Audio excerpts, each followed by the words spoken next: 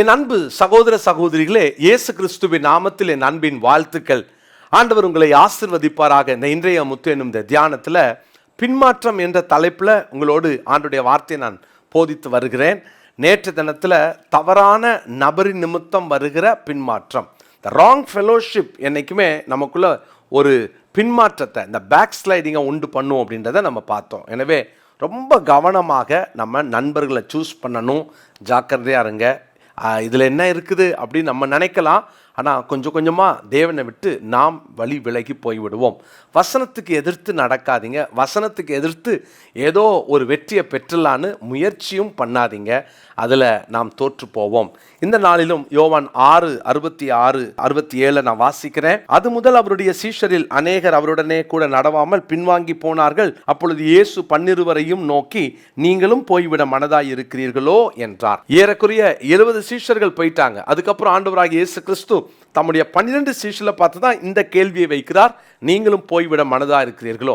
பின்வாங்கி போனதுக்கு அப்புறம் வருகிற பெரிய பாதிப்பு, ஏன் அந்த பின்மாற்றம் என்பதை தான் இப்போ நம்ம தியானித்து கொண்டிருக்கிறோம். என்னன்னா, நம்முடைய தனிப்பட்ட வாழ்க்கையில் அந்த நல் ஒழுக்கம் இல்லாத இடத்துல அந்த நபர்களோடு நேரம் செலவழித்தால், அங்கே இருந்தால், அவர்களோடு ஐக்கியம் கொண்டால் பின்மாற்றம் வரும் என்பதை மறந்துடவே வேண்டாம். சரி, இன்னைக்கு இந்த பின்மாற்றத்துக்கு இன்னொரு காரணத்தையும் நான் உங்களோடு கூட சொல்ல விரும்புகிறேன். இந்த நாளினுடைய தலைப்பே தவறான இடத்தினால் வந்த பின்மாற்றம், டியூ டு ராங் பிளேஸ். இந்த பேக் ஸ்லைடிங் வர்றதுக்கு காரணம் தவறான இடம். 101 சங்கீதத்தின் 3வது வசனம், 101 சங்கீதம் 3வது வசனம், தீங்கான காரியத்தை என் கண்முன் வைக்க மாட்டேன், வழி விலகுகிறவர்களின் செய்கையை வெறுக்கிறேன், அது என்னை பற்றாது. தீங்கான காரியத்தை என் கண்முன் வைக்க மாட்டேன், வழி விலகுகிற அந்த அப்படிப்பட்டவர்களின் செய்கைகளை நான் வெறுக்கிறேன் அப்படின்னு சொல்றார். அப்போ வழி விலகுகிற என்று சொன்னால், அப்படி ஒருவேளை வழி விலகுகிறவர்களினுடைய அந்த பாதையில், அந்த செய்கையில் இவங்க போயிட்டா அங்கே பின்மாற்றம் வந்துவிடும். அப்போ என்ன அர்த்தம் அப்படின்னா, எந்த பாதையில் எந்த இடத்துல இருக்கணுமோ அங்கே தான் நமக்கு சேஃப். ஆண்டவர் அங்கே தான் நம்மளை பாதுகாப்பாக வச்சிருக்கிறார். கொஞ்சம் போயிட்டு வரேன் அப்படின்னு எங்கேயோ வழி விலகுகிறவர்களின் செய்கைகளுக்கு பின்பாக நாம் போய்விட்டால் அங்கே நமக்குள்ளாக பின்மாற்றம் வரும். அது நம்மை பற்றி கொள்ளும். நான் திரும்பவும் சொல்கிறேன், பின்மாற்றம் வந்த உடனே கண்டுபிடிச்சிடலாமான்னா கண்டுபிடிக்க முடியாது. ஜெபம் பண்ணுவோம், பைபிள் படிப்போம், சர்ச்சுக்கு கூட போவோம், சில ஊழியங்கள் கூட செய்யலாம். ஆனால் பின்மாற்றம் உள்ளே இருக்கிறது தெரியாது. அது கொஞ்சம் கொஞ்சமாக வளர ஆரம்பிக்கும். ஜாக்கிரதையாக இருப்போம். நான் தான் இப்போ தானே ஜெபம் பண்ணேன் அப்படின்னு சொல்லுவோம். ஆனால் அந்த பின்மாற்றம் உள்ளே இருக்கிறத நம்முடைய அந்த ஜெப நேரங்கள் குறையும், ஜெபத்துக்கு கொடுக்குற ப்ரையாரிட்டி குறையும். ஐயா, அதனால ஒரு நாள் கொஞ்சம் கம்மியாக ஜெபம் பண்ணதுனால பின்மாற்றம் வந்துருமானா அது அடையாளம், பின்மாற்றம் நுழைந்து விட்டதற்கான அடையாளம். காம்ப்ரமைஸ் பண்ணவே பண்ணாதீங்க.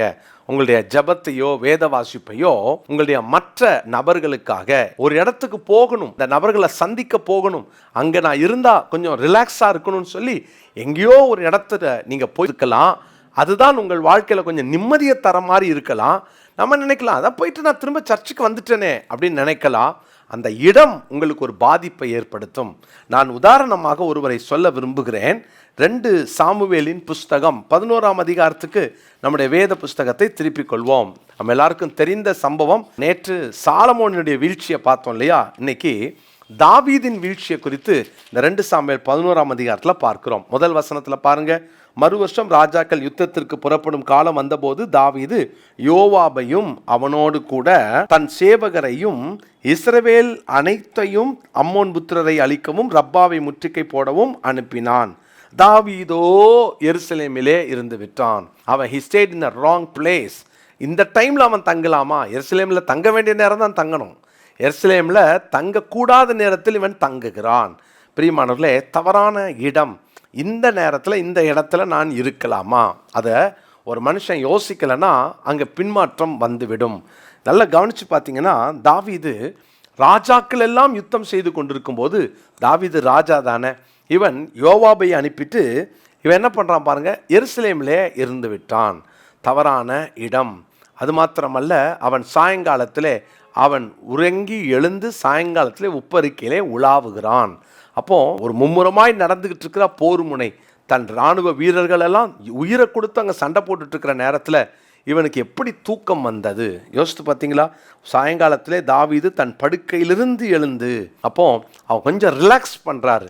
இப்போ தவறான இடத்திலே அவன் அங்கே, தவறான நேரத்திலே அவன் அங்கே நித்திரை செய்கிறான், தங்குகிறான், தவறான இடத்திலே அவன் சுற்றித் திரிகிறான், ஒப்பரிக்கையில் உலாவுகிறான், ஸ்நானம் பண்ணுகிற ஒரு ஸ்திரீயை கண்டான், அங்கே ஸ்நானம் பண்ணுகிறாள். சரி, நம்ம எதுக்கு அங்கே நிற்கணும்னு வந்திருக்கலாம். ஒருவேளை நிறைய பேர் சொல்லுவாங்க, இல்லை அந்த பெண் தவறு தான் அப்படின்னு சொல்லுவாங்க.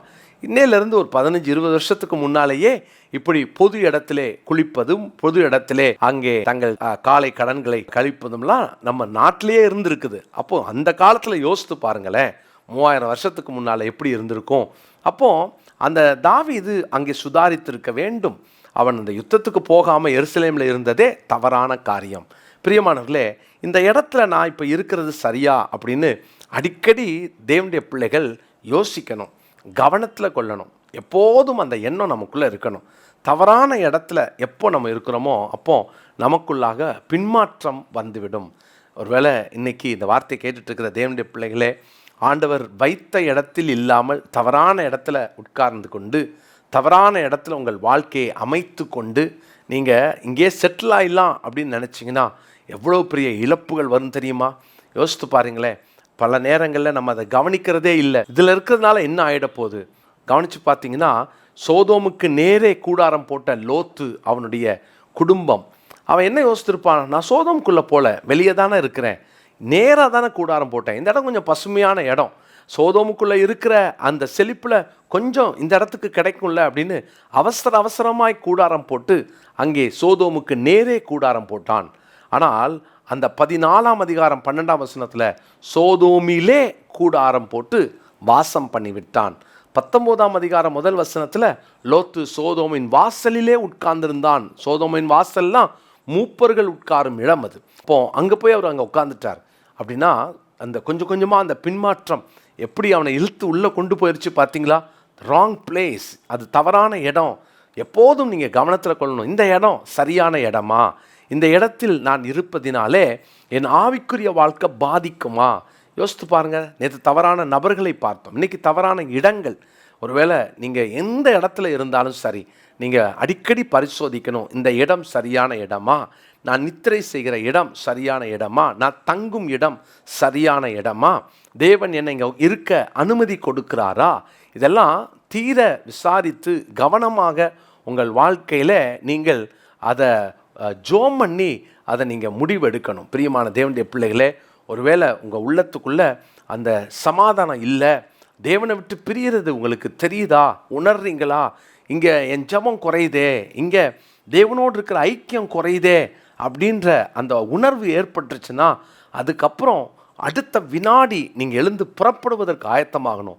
யோசித்து பாருங்கள், இவ்வளோ ஒரு மோசமான இடத்துல சோதோமிலே தங்கி இருக்கும்போது என்னெல்லாம் நடக்கிறது. ஆனால் அந்த லோத்து சொல்கிறாரு, தான் வீட்டுக்கு வந்தவங்கள என்னுடைய 2 கன்னி பெண்களை வேணால் தரட்டுமான்னு தரம் குறைந்து தரம் தாழ்ந்த ஒரு வார்த்தையை பேசுகிறாருன்னா எவ்வளவு தூரம் அந்த ஊர் அவனை இழுத்து விட்டது. யோசித்து பாருங்க. கேட்டுக்கொண்டிருக்கிறேன் என் அன்பு சகோதரனே சகோதரியே, ரூத்தின் சரித்திர புஸ்தகத்தில் கூட நமக்கு அது ஒரு பாடமாகவே ஆண்டவர் நமக்கு சொல்லி கொடுக்கிறார் இல்லையா? ரூத்தின் சரித்திர புஸ்தகம் 1ஆம் அதிகாரம் முதல் 5 வசனங்களில் அந்த பெத்லஹேம், பெத்னா வீடு, லக்கேம்னா அப்பம், அப்பத்தின் வீட்டிலிருந்து புறப்பட்டு மோவாப் தேசத்துக்கு போகிறாங்க இல்லையா? அது போகலாமா? அங்கே ஒரு அபாயகரமான ஒரு இடம் அது. அப்போ இந்த இடத்தை விட்டு பெயர்ந்து அந்த இடத்திற்கு போவது அது அவர்களுக்கு ஒரு பெரிய ஒரு வருத்தமான காரியம். ஆனால் போனவர்கள் அந்த 10 வருஷத்துக்குள்ள அவங்க வீட்டில் ஆண் வர்க்கமே இல்லாமல் போயிடுச்சு. அதாவது வெற்றி என்பதனுடைய அடையாளம். எல்லா இடத்திலும் தோல்வி, எல்லா சூழ்நிலைகளிலும் தோற்று போனவர்களாக அங்கே நிற்கிறார்கள். பிரியமான தேவனுடைய பிள்ளைகளே, இன்றைக்கி நம்முடைய இடத்தை குறித்து கவனமாக இருப்போம். இன்றைக்கி ஆண்டவர்கிட்ட சொல்லுவோம், ஆண்டவரே நான் சரியாய், ஆண்டவரே நான் ஒழுங்காய் தீர்மானம் எடுத்து, ஆண்டவரே நான் இன்றைக்கி அந்த இடத்தை விட்டு புறப்பட்டு வெளியே வர என்னை ஒப்பு கொடுக்குறேன்னு சொல்லி ஒரு நல்ல ஜெபம் பண்ணலாமா? இன்றைக்கி நீங்கள் கொஞ்சம் பரிசோதித்து பாருங்கள், நான் இருக்கிற இடம் சரியா? ஆண்டவரே இந்த இடத்துல இருக்கிறதுனால என் பக்தி போகுது, என் பரிசுத்தம் போகுது, என்னுடைய இந்த இடத்துல இருக்கிறதுனால என்னுடைய ஆவிக்குரிய வாழ்க்கையில் முன்னால் மாதிரி ஜோம் பண்ண முடியல, பைபிள் படிக்க முடியல, முன்னால் மாதிரி என்னுடைய ஆவிக்குரிய வாழ்க்கையில் வளர முடியல, என்னவோ ஒரு டிஸ்டர்ப் பண்ணுது அப்படின்னு நீங்கள் உணர்றீங்களா?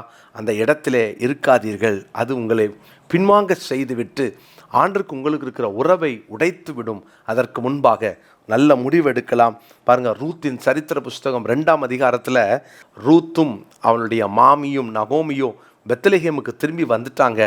போவாசினுடைய களத்துக்கு போகும்போது போவாஸ் சொல்கிற ஒரு வார்த்தையை பாருங்கள், உன் செய்கைக்கு தக்க பலனை கர்த்தர் உனக்கு கட்டளையிடுவாராக. இஸ்ரவேலின் தேவனாகிய கர்த்தருடைய செட்டைகளின் கீழ் அடைக்கலமாய் வந்த உனக்கு அவராலே நிறைவான பலன் கிடைப்பதாக.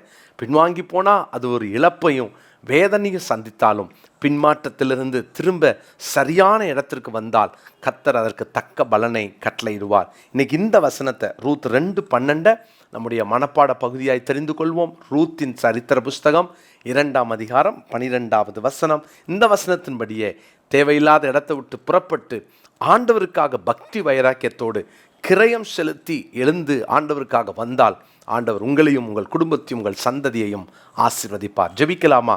நல்ல தகப்பனே, இந்த நாளிலே தவறான இடம் எங்களுக்குள்ளாய் பின்மாற்றத்தை கொண்டு வரும் என்பதை எங்களோடு கூட நீர் பேசுகிறீர். அதற்காய் ஸ்தோத்திரம்.